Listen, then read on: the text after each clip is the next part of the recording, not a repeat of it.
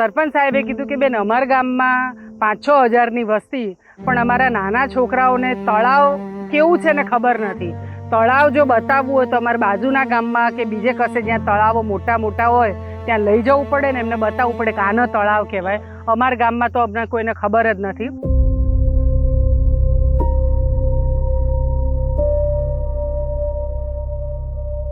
જીવન પણ નહીં ખોરાયું ગયું તો ખબર જ નહીં કે આ તો બધા પાવા માટે ખરાબો કહેતા ગયા ખરાબો. એટલે આ ખરાબાની જગ્યાએમાં કે પોણી છોરીને પોય ને બધું જીવન ચલતું.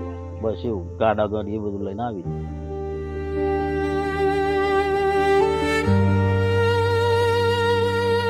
ખેતરમાં રહું છું તો ત્યાં આગળ અમે 9 ટ્યુબવેલ બનાવેલા, તેમ છતાં પાણીની સમસ્યાનું કોઈ પાણી જ નથી.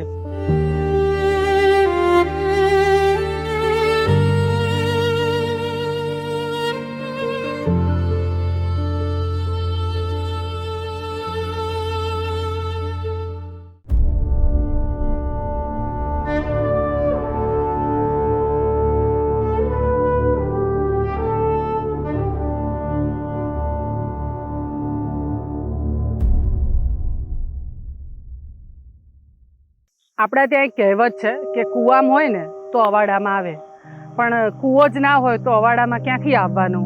આ બારિયા ગામ છે અને એની સ્થિતિ કંઈક આવી જ છે. ગામમાં છે 2 તળાવ, પણ 2 તળાવમાં અહીં બેઠેલા કોઈને યાદ નથી કે આ તળાવ ગળાયું હોય. ઇવન ત્યાં સુધી કે આ તળાવ કહેવાય એવી એ ખબર નહોતી. એમ અહીં બળદો પીવડાવવા માટે નાનું ખાબોચિયા જેવું હતું તો ત્યાં લોકો પીવડાવવા માટે આવે, પણ પાણી ખેતરમાં એટલે પેલું કૂવામાં હોય તો અવાડામાં આવે. પાણીની બેંક એટલે આપણું ભૂગર્ભ જળ જો સાબદું હોય તો ખેડૂત એમાંથી પિયત કરી શકે. પણ અહીં ખેડૂતોએ કહ્યું કે ભાઈ 8-10 બોરવેલ કર્યા, અમે હોલ પાડ્યા, એક વ્યક્તિ એટલા પાડ્યા, પણ પાણી નથી મળતું. 400 ફૂટ અને જળ ખૂટ્યા જેવી પરિસ્થિતિ છે.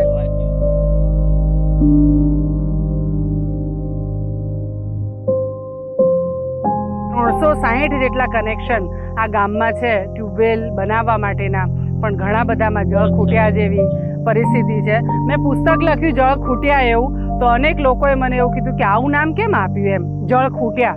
આ એવી પરિસ્થિતિ તો નથી. હું એવા તમામ લોકોને કહીશ કે બહુ દૂર જવાની જરૂર નથી. અમદાવાદ અને ગાંધીનગરથી 20-25 કિલોમીટરના અંતરે તમે ફરશો ને તો એ જળ ખૂટ્યા જેવી પરિસ્થિતિવાળા ગામો આપણને દેખાશે.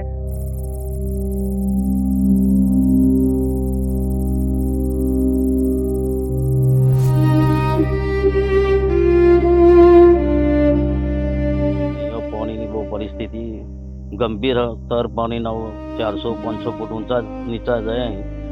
ખેડૂતોએ જે બોર બનાવ્યા પણ સક્ષમ જતા નહીં, પાણી મળતું નહીં પૂરું. પણ અહીં તળાવ એ કોઈ ગઈ રહ્યું છે કોઈને ખબર જ નહીં કે ભાઈ આ તો પેલા બળદના ઢોરો પાવા માટેના એ રીતે જ સમજેલા. આપણે આકારણી પર જોઈ હોય તળાવ લખેલું, એટલે તળાવ શું એ કોઈને અહીં ખબર પડતી નહીં. અને પાણીની બહુ સમસ્યાઓ થયેલી. પરિસ્થિતિ તો ગંભીર બેન. પશુપાલન બધું જીવદયા બધાને તકલીફ વાળું છે.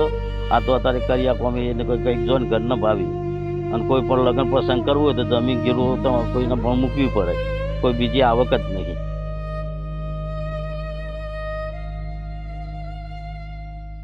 નવ ટ્યુબવેલ બનાવેલા, તેમ છતાં પાણીની સમસ્યાનું કોઈ પાણી જ નથી. 9 ટ્યુબવેલ કર્યા તો એમાં એકમાં એટલે કેટલો ખર્ચો થાય? એક ટ્યુબવેલમાં 3 થી 4 લાખ રૂપિયા ખર્ચો થાય.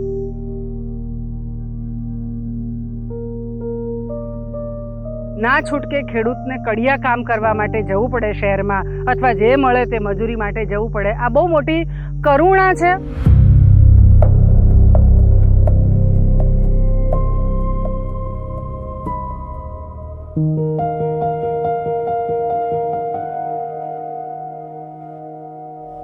અને તાલુકા બેનશ્રીનો કોન્ટેક્ટ થયો ને આ યોજનાથી અમને વાકેફ કર્યા. અમે ઠરાવ આપ્યા, બેને મંજૂર કર્યું. ખૂબ ખૂબ આભાર.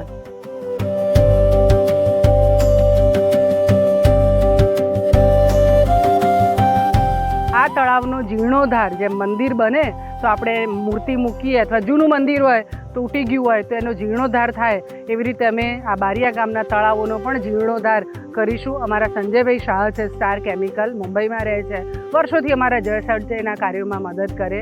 એમનું બહુ દ્રઢપણે માનવું છે કે જળનું કાર્ય એ પરોપકારનું કાર્ય છે ને કરવું જોઈએ.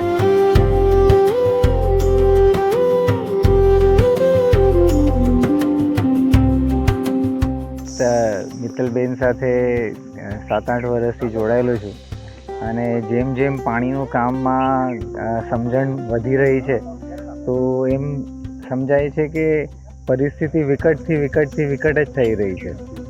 અને એક આપણે દાખલા સમજીએ કે 10-10 બોર કરીને બી પાણી નથી માણસો પાસે. ઢોરને પીવા માટે પાણી નથી, માણસોને પીવા માટે પાણી નથી.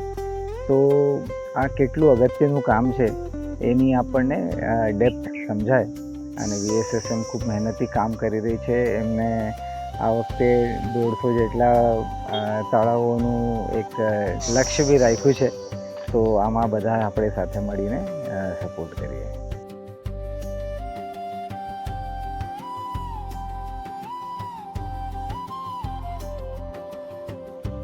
આ બારિયા ગામના, ગઢચોદરા ગામના, પછી ઢીંડવા, એ ગામ લોકો જે રીતે જાગૃત થયા તળાવો ઊંડા કરવા માટે, એ રીતે દહેગામ તાલુકાના બધા ગામ લોકો અને સરપંચો જાગૃત થાય અને પોતાના તળાવો ઊંડા કરાવે ગામના, તો આ પાણીની વિકટ પરિસ્થિતિમાં સૌ સાથે મળીને પાણીની પરિસ્થિતિ સારી કરી શકીએ. અને મને એમ લાગે કે સમાજનો પણ આ બધા તરફ જોવાનો દ્રષ્ટિકોણ હવે બદલવો પડશે ને ક્યાંક એમના ટેકામાં પણ આવવું પડશે.